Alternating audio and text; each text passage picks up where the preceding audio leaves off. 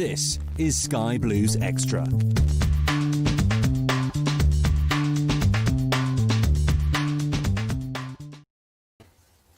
Hello and welcome to another Sky Blues Extra Live. I'm joined again by Dean. How you doing, Dean? Good, Dave. How are you? Yeah, not too bad. We just obviously watched Coventry City play Barnsley at Oakwell. The game finished in a 0-0 draw.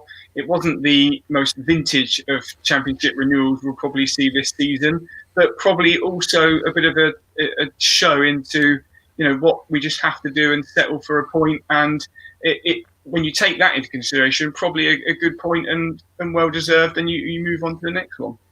Yeah, definitely. It's just one of those weird games today where no team was really in the ascendancy during the match. No one really got a foothold. It was pretty sloppy from both sides. But yeah, one of those games where you just walk away, take the point, and say thanks very much. Let's move on. One of those. Yeah, exactly. And we'll pick up with the starting lineup. There was not many changes made by the manager, Mark Robbins, this afternoon. But one notable change was Shipley came out and Ben Sheaf came in. What did you make of Ben Sheaf's start today? I thought for the first 15 minutes he was in the game, but then he just sort of faded away and he was a bit sloppy on the ball a few times. A bit like Shipley in that regard the first couple of games. He was probably taking too much time on the ball. But yeah, it wasn't a vintage performance. It wasn't a vintage performance by anybody. But I liked the decision to bring Sheaf in ahead of Shipley. I think Shipley he's been a bit in awe of the last two games. Yeah. Maybe a step up too quickly for him, and it'll take players like Shipley a bit of time to get used to this division. Yeah, it was difficult, wasn't it, today for him coming off of the bench to actually get a foothold in the game. It was a very tough game to come into for anyone. I think Tyler Walker also found coming into that game, it wasn't as if it was too pacey. It was just a bit of a game was passing by a lot of players, a lot of long ball style tactics, quite scrappy, no consistency or fluency really. But we kept it well in spells. Yeah, in spells, yes, but at the same time, when we got hold of the ball, we didn't do a lot with it. We didn't create very much, other than the header. Then I can't really fathom a really decent chance that we created today. Every time we got the ball in that final third, either the pass was sloppy, we lost control of it, or Barnsley were too aggressive in the tackle. So it was just a real weird lethargic game, and it's weird because we had eight days rest really. Yeah. Whereas Barnsley only had a few days. But we've talked about it all week. We talked about it in the podcast at the start of the week. Barnsley are going to be in our face the whole time during this game, and they were. They're an aggressive, pressing. No, absolutely not. They're aggressive. They press really, really well. And we probably have to give Barnsley a lot of credit for stopping us playing a little bit. Yeah. So yeah, I mean a little bit of credit to them, but we have the gall and finesse to get past teams like Barnsley, and today we just didn't show it. Yeah, it did seem like a game, didn't it, where there'd be possibly would be a goal and it would be easy to settle it.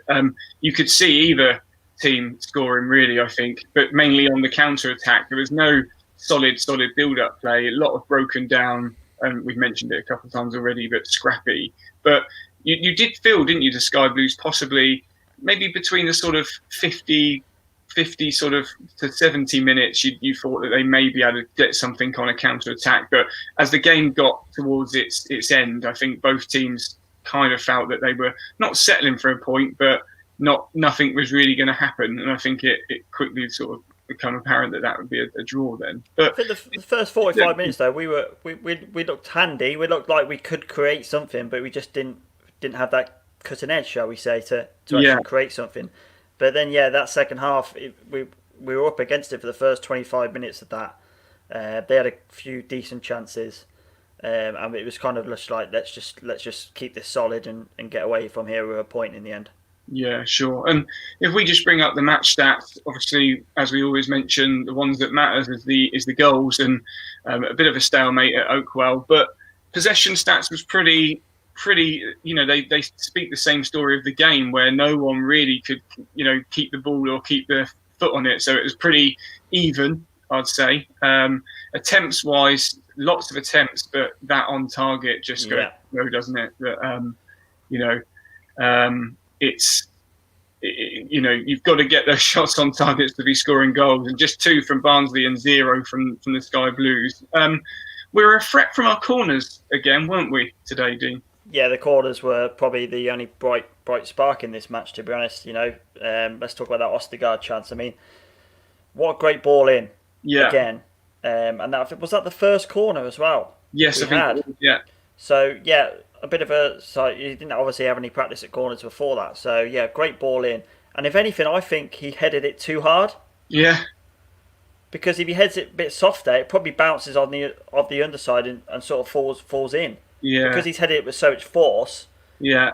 It sort of comes back so quickly, and O'Hare didn't have much of a chance with his rebound, to be honest, as well. So extremely unlucky from Ostergaard. But he had a couple of chances, didn't he? Even if they didn't go on target, it just goes to show that he was a massive danger man in the Barnsley's box from set pieces. Yeah, he leapt like a salmon, didn't he, for that one? It was absolutely fantastic. He had 4 or 5 yards on the defender, and he spun off as well to make that yardage for him. So yeah, that was a great opportunity. And I think if that had gone in, we'd have seen a totally different game. Yeah, I agree. It would have flipped it, wouldn't it? Yeah, and Barnsley would have probably been even more aggressive, and that would have given us even bigger opportunities. But like I said, the opportunities we got today, because we did get some in that final third, balls were dropping to us, but we just couldn't take any sort of control of it. And that was the most disappointing thing for me, because we're better than that. And it wasn't a vintage Coventry City performance today, that's for sure. No, exactly. And what did you make of Ostergaard, his defensive abilities today? And I felt he gave the ball away quite a lot, quite sloppy with his retention from the sort of right back position when he played that role. A lot of balls he seemed to be trying to switch them or play them up the line were getting cut out. I just felt that he made quite a lot of bad decision-making pass-wise today. Yeah, he's probably trying too hard, and that probably goes for the whole sort of back, let's say the back five. They were trying to thread the passes through, but a lot of the time it was very sloppy, and it was landing at a Barnsley player's feet. But that's down to Barnsley's press as well. That's putting us under pressure. But we've coped with that in different games in the past, a high press, but probably not as intense as what Barnsley offer in that sort of regard. But in regards to Ostergaard's total performance, I thought he was outstanding. He's probably the best player on the pitch for me, to be honest. Really, he won every header. I can't remember him not winning a header. Yeah. But yeah, the passing, I can't really fault his passing because it was the whole team. I thought where the passing was pretty poor. Yeah, he was trying to make things happen, I suppose. You can't not have a go at him for trying to make things happen. Not many other players were trying to do that today. Yeah, it's a fair point. And was there anyone else that sort of stuck out for you today? I'd say a special mention for McFadzean, who was solid, didn't lose a header, did he? Was always there at the back, made some really last-ditch and important tackles. I thought he played really, really well today and looked more comfortable with the ball at his feet as well. I didn't think they gave us much of a threat up that end of the pitch, and we were pretty solid on that back line today. I thought it was just our attacking prowess today was probably the thing that let us down. But yeah, he did make some really nice tackles, really nice blocks. I think Hyam was a little bit caught out of possession one time. He came across the cover. I think Woodrow was pretty much clear through, and he covered that off really well. But yeah, I'm just a little bit disappointed because I think we're better than that, aren't we? Yeah, we're better than what we showed there. I mean, you look at the first half, Bristol, second half QPR. You put that together, and you've got a really good Championship side. But it's just not our day today. We're just not at the races, really. Yeah, and I think a lot of people in the team will probably be a bit upset, not with their own performances per se, but I think O'Hare will probably be a frustrated figure today. Uncharacteristically, things were bouncing. He always played like that, but things were bouncing off of his first touch. It was scrappy. Balls were getting away from him. Jamie Allen, I'd say, probably is a character that probably had a frustrating game. Mm-hmm. The things that he did do was that high press that we know he's capable, and we know that's why probably Mark Robbins keeps him in that side because of how much he continues to press and does that hard yards and donkey work. But he'll probably be a frustrated figure at 10. And I think someone else would be Matty Godden. I mean, he was feeding off of scraps, but when he did have a chance, it was also probably not his greatest performance either.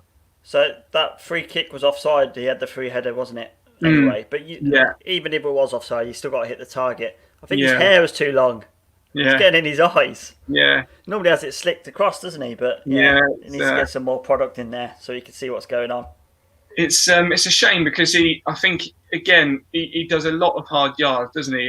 And today even more so, a lot of running for very little reward. But that's the role of a solo striker, I guess, and that's what you've got to do. And so far this season he's been there when it's mattered.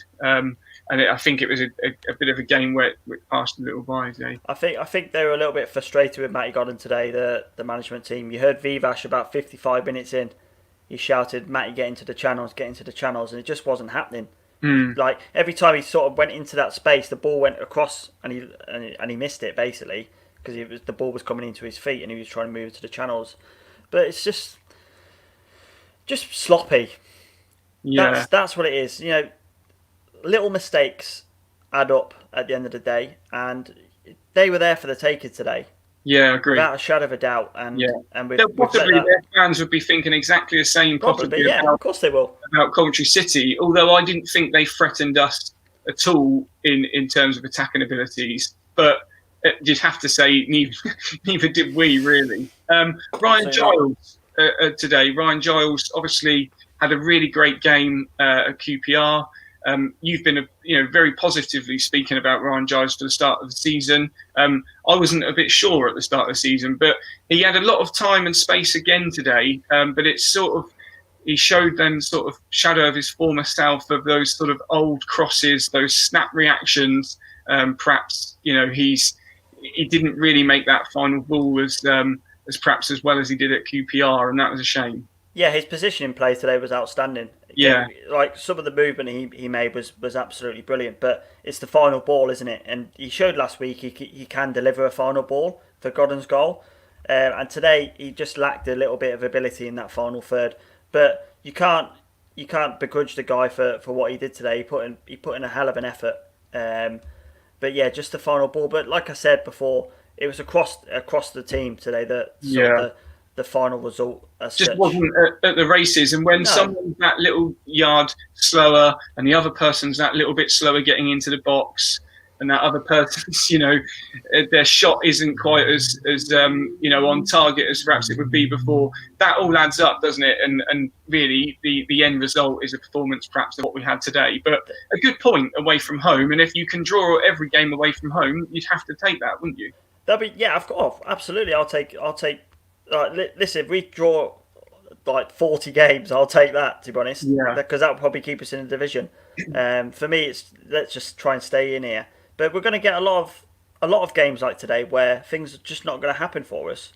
And if we can come away from there with a point, especially at some of the bigger teams in the division, then we've got to take it. But there's been some comments in, Dean, from some of our some of our followers that have already listened to us and joined us this afternoon. Dara Sinnott has said about the Sky Blues Extra Live, a point is not a bad result. Ostigard, man of match in his opinion, and he'd take a point next week against Bournemouth as well. I think we'd all take a point against Bournemouth next week. But I don't think you could disagree with Ostigard, man of the match. No, definitely not. Ostigard was pretty good today, yeah.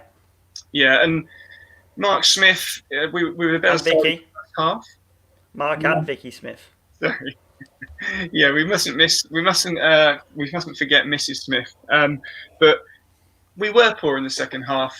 In this league, we'll have fewer chances, but need to be more ruthless. The Ostigard miss was frustrating. It was, but it was on target, and I think we've come on leaps and bounds in terms of set pieces from where we were perhaps last season.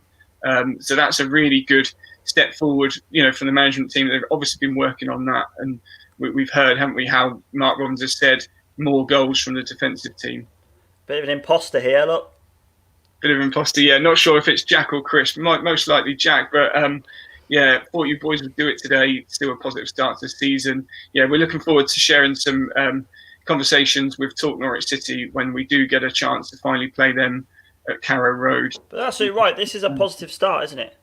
Yeah, Because, exactly. I mean, look, we said at the 4 points. fixtures, if we could take 4 or 5 from those first 3 games, we're absolutely laughing, and we've done that. So we can't be too down in the dumps. You know, we've got some tough games coming up, and we've got some points in the bag. But look at some of the other teams and where their starts. I mean, Derby 3 losses, Forest 3 losses. Yeah. No, these are 2 teams who you think Would are probably going to be at the top end of the division. Yeah, exactly. I completely agree. Jake Burgess makes a good comment. He said about the final ball, we've already alluded to that and talked about that, Dean. Just got into great positions, but it was that sort of final ball, wasn't it? And it's not a decent side. I agree with Jake. Man of the match was McFadzean. For me, he was absolutely solid today. And I think he was, I think interesting to hear from Nige about Dabo.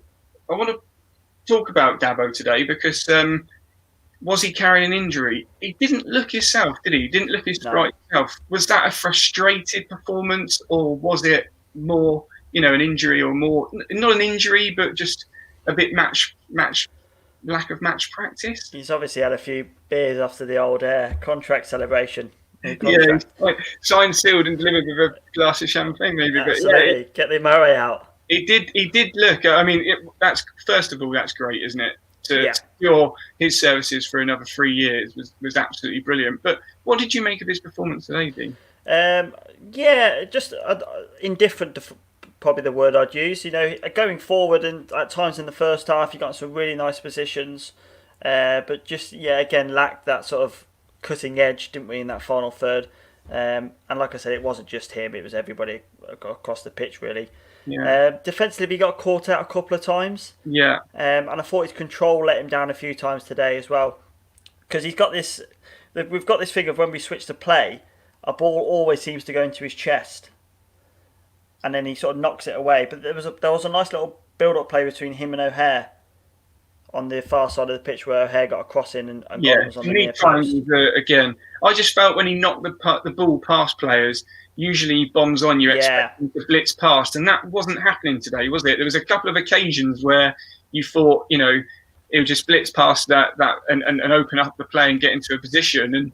But when he did get into that position, I thought his final ball was, at times was still just as good as it's ever been. Look, Nige is making some really good comments there on the live tweets and Facebook. And do join Nige, Dara, and our other followers in commenting on the screen. And if you do want to come in and join us and discuss about today's game, maybe tell us of your man of the match and perhaps what you change next week before we play the Cherries Bournemouth in front of the Sky cameras. Nige is saying he's not criticising. I totally agree. He just did seem off it. It didn't seem to be the usual Fankety that we know and love. And it was But again, I think you could say that for every man on the pitch, couldn't you? But don't forget, he's coming back from a pretty hefty injury and a pretty hefty operation, really.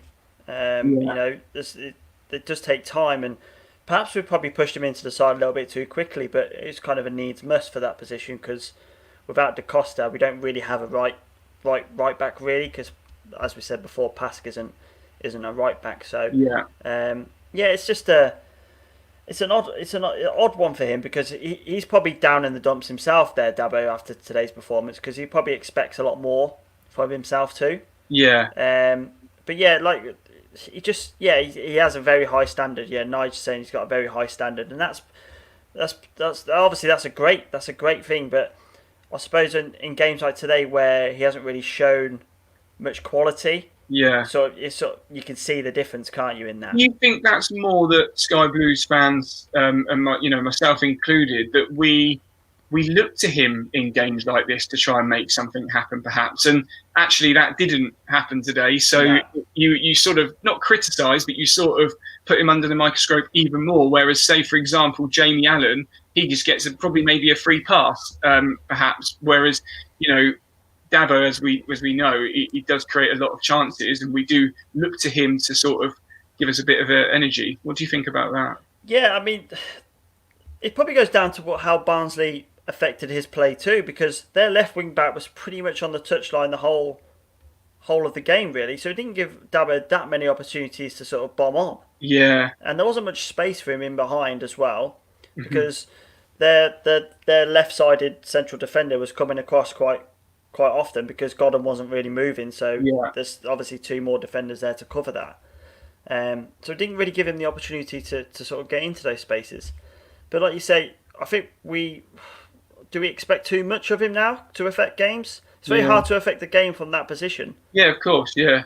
And I do think, you look at last season's player of the season. So, of course, when you start to get those accolades, you are going to be, looked to, I guess, when games are almost need picking up by the scruff of the neck. And today was a game that needed that, wasn't it? But he's in a totally different league as well. Yeah, this is a much difficult level of football. Yeah, it's not all going to go his way.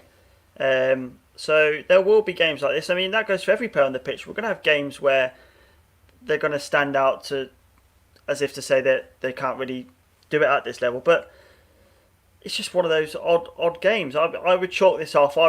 After tonight, I would look at the highlights, say, okay, that's it, forget about it, and let's move on, because there's no point dwelling on this. No, exactly. Because it's just one of those lethargic 0-0 games, and we'll probably have 4 or 5 more of them in the season. Yeah, exactly. It'll be interesting to get some more views from our listeners, especially about, if anything, what you would change next week. So if there's anything you think Mark Robins should do before we go to Bournemouth, Dean's going to eat some birthday cake. It's his birthday today, but we won't disclose his year of birth because that wouldn't be fair. But yeah, do let us know on in the comments, or come on air and join us and talk about next week's fixture. It'd be really interesting, I think, to see what Robins does from here. Does he just chalk it off like Dean says and moves forward and keeps that same system, or does he perhaps, make some changes? I reckon Marotti had more possession than Godden and O'Hare put together. Probably right. Probably absolutely right. Yeah, I think the back four past the amount of passes that the back four made would probably make up majority of actually all of our stats near enough. We talk about Mark Robins quite a lot, about obviously fantastic manager. He's taken us from the lower tiers of English football to the upper echelons of English football. But we have almost mentioned about, can he influence and can he change a game? He made 2 substitutions today on about the 66th minute. Do you still question that? And do you think that he was right to bring, Walker and Shipley on? Did you see anything else on the bench? Maybe Bakayoko? Definitely needed changing. Yeah. It was just like it was so null and void, wasn't it, really? That nothing was really happening and nothing was going on. It was very, I mean, if he'd gone to that match today, you'd have been hating life right now on the drive exactly. back. Yeah. So, yeah, I mean, he had to try something. But for me, he probably tried the wrong thing, because Sheaf was getting a bit more into it. Yeah. And then when he brought him off, maybe take Allen off still and put Shipley on up further on the pitch, because yet again, and I've said it for the past 2 weeks, when Shipley's been playing, he thinks he's got to sit the whole way back just in front of the defence. And he did sit deep again today, didn't he? That's not his best position. Yeah. Look at every time he scored and influenced the game. Where's he played? Ahead of that midfield. Yeah. So for me, that was probably the wrong call. But yeah, the Bakayoko situation, Godden wasn't in it. Why not try Bakayoko? Try a little bit direct, because that 2 up front was interesting as well, because I think that when you brought, don't get me wrong, Sheaf isn't attacking midfield and wasn't there, but Hamer dropped even deeper again today. He was nowhere near as far forward, and actually we heard Clive comment when he broke into the area. And I think he did that comment and said that, Amer's got into such a good position because he just hadn't done it all game, had he? So he was sitting quite deep. Then you bring Shipley into the fold, who also sitting deep. Then you bring 2 sort of naturally strikers that play off the shoulder, and that creates such a bigger gap, doesn't it, between the midfield and the strike force. And I just felt that there was no one. Obviously, we have Cal O'Hare to do that section in the middle, but it wasn't happening, was it? And we're too reliant on him, though. We've said it before, if we're going to move to the 2, we've got to sort of change the defence as well, because you can't have this whole big void in the middle. You can't just have Callum O'Hare trying to be the guy to link up the midfield and the strike force. Yeah. It just doesn't work. What he's going to get double teamed more often than not. It's just not going to work. And it showed there today because, like you said, Shipley and Hammer were so far back, there was nothing there for them to play into. Yeah. And I question whether that's going to work unless we change the formation completely. Yeah. But yeah, I mean, he had to try something. But I perhaps think he probably tried the wrong thing. But we don't have many options. We've talked about this before. We've lost Jody Jones. Jabella's on the comeback trail. Castanier's not even in the picture. Yeah. Bapaga's injured. We don't have many sort of different options we can throw up there. And like I said, it would be nice to see when Will Bapaga goes back. He possibly could have been a player today. That no fear attitude, take the game by the scruff of the neck. It possibly could have been a game for someone like him had he have been fully fit and of course on the bench to come. But it's I think we're lacking something else up that final third. I worry if we've left ourselves short up there and we've used the signing of McCallum for no reason. Yeah. Because we could have used that wage percentage on somebody else, maybe on loan from the Premier League, who might be able to sort of give us something else up top. Because at the moment, if we are going to insist on playing one up top, Jamie Allen's just not in the picture for me. It just hasn't been. Yeah. He's just going games passing by. Going forward to Bournemouth, I'll kick it off. I don't see what I can change if I'm Mark Robins. I really struggle to see what I can change. Look at it, yeah.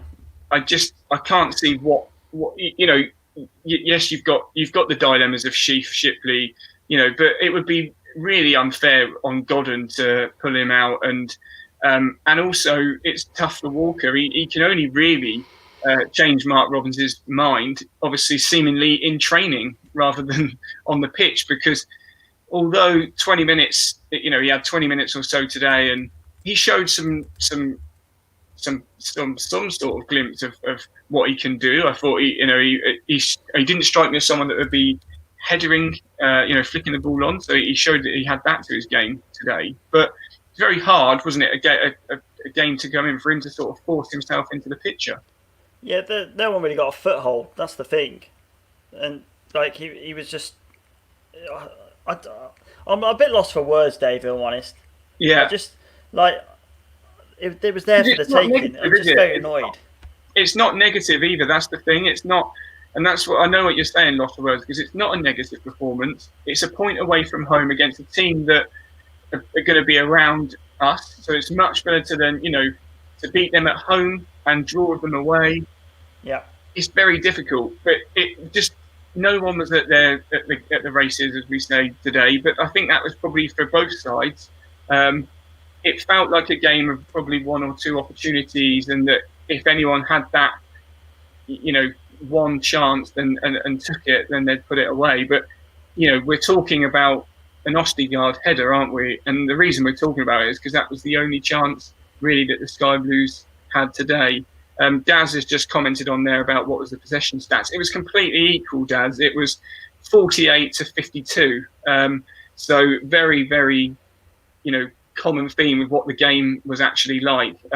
Dean just putting the stats back up there for you to have a look. But one thing that was Amer was booked again, Dean, for climbing over someone's back.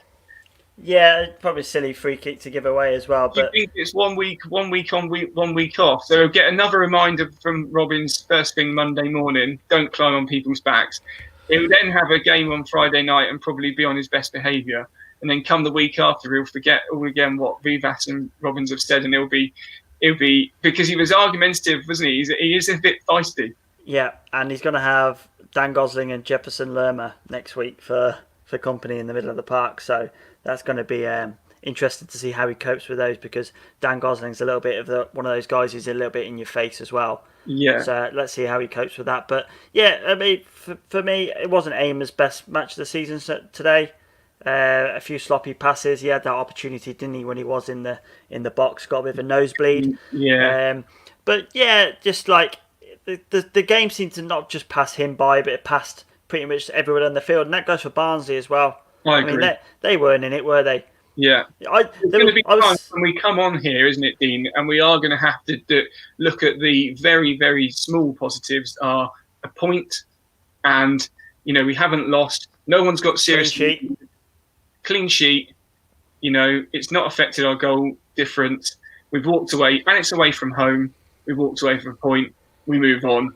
But have got to raise the game, haven't they, in terms against Bournemouth, because they're going to be right at it, aren't they? Yeah, Bournemouth first, quality side, quality players. I mean, I'm actually quite surprised they've kept pretty much the nucleus of the team that was in the Premier League. They haven't lost that many players really, so they're going to be gunning for it, and they're going to be one of the top sides in the division. But can we cause an upset? We're a different side to probably what they've faced so far this season. So can they deal with O'Hare and Allen getting into these spaces? I just worry about the defence because Daniel Brooks, Solanke, they're playing games and playing well. So yeah, of course they have a big game tomorrow. Bournemouth, they're playing Norwich, aren't they? 4 p.m. kickoff. Yeah. That'll be a really interesting game as a neutral to watch and see what they do. Bournemouth is probably going to be our first, not proper championship test. You could probably say Bristol City was, but now we have the ability of hindsight, that doesn't seem the case. But Bournemouth's probably, would you say, is going to be our first proper, serious championship outfit, given they've just come down from the Premiership. They're going to be pinging balls all over the place, short, intricate passes. We're going to have to really be at it. They're at least one of the outfits that are going to be challenging for the title this season. That's for sure. I mean, it was a very, very good Bristol team that we came up against in that first game. Yeah. And for 85 minutes, we dealt with it pretty well. Yeah. So, that should give us confidence going into next week for sure. But it's a different test with this Bournemouth team. They're much quicker. And they've got a really good squad. That's another thing. They've got a really, really good squad. So whoever they pick is going to be a really good challenge for us next week. But we can go in there with confidence. We've only lost one game out of 3. Poor old Wickham have been battered 3 times. Yeah. I mean, I watched the game today. Absolutely woeful. Really woeful. Yeah. So I mean, for us, that's one team we don't have to worry about this season. Yeah. I mean, they probably shouldn't even be in division. They've probably got a League One side in the Championship. But yeah, Bournemouth will be a tricky test for sure.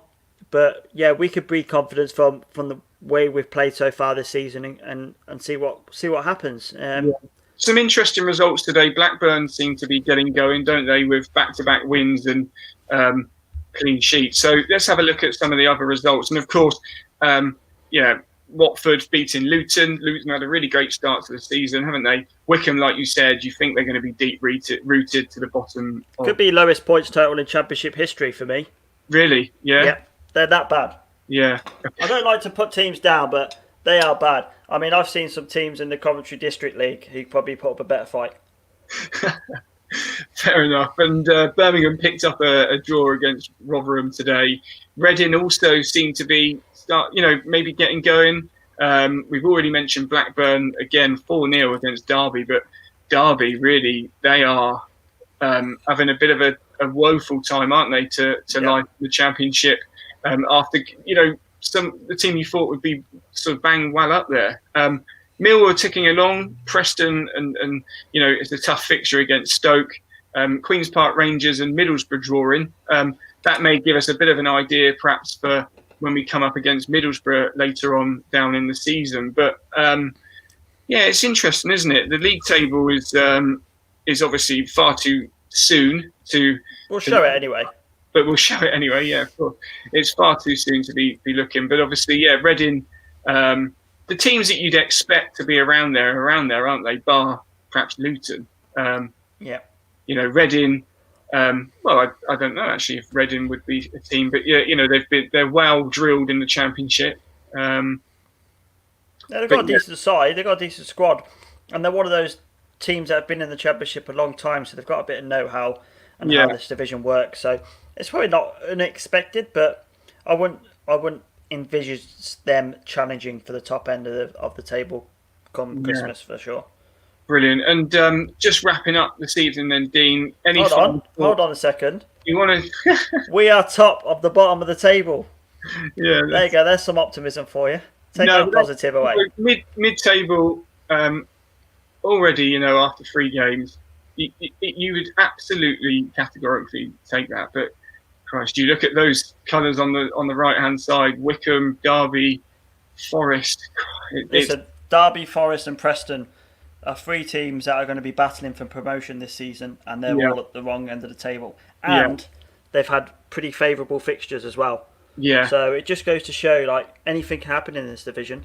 Yeah, of course. So a point today might be worth its weight in gold come May. Yeah, exactly. And any final thoughts, Dean, from you about today's fixture and going forward to Bournemouth? We've probably covered majority of it, but yeah, I mean a good point. We'll take the point. Apart from that, the performance wasn't vintage. Good defensive performance. I thought we were quite strong, but other than that, it's just one of those games that we'll just forget about quickly and move forward. Yeah, exactly. And from me, a point today away from home at Barnsley at Oakwell. A well-earned point. Wasn't, like Dean said, a vintage renewal of Championship football, but will be a very important point come the end of the season, I'm sure. Players didn't really get going. Some standout performances, though. Ostigard had a solid game. McFadzean for me also, but the sort of front lads couldn't really get into the game today, and that's probably where the game was not lost, drawn of course, but was where we fell short. Defensively, I think we were solid, and again, like I say, special mention there for Carl McFadzean. Do join us next week when we will discuss the fixture after the Bournemouth game, of course, on Sky on Friday night, and a real big test for Mark Robins' Sky Blues. And make sure you listen to this week's podcast. That will be out ready for you to listen to on Monday on all good platforms: Spotify, iTunes, Google, and more. And if you want to join in with the conversation before the podcast, do get in touch using #SkyBluesExtra podcast. Play up Sky Blues.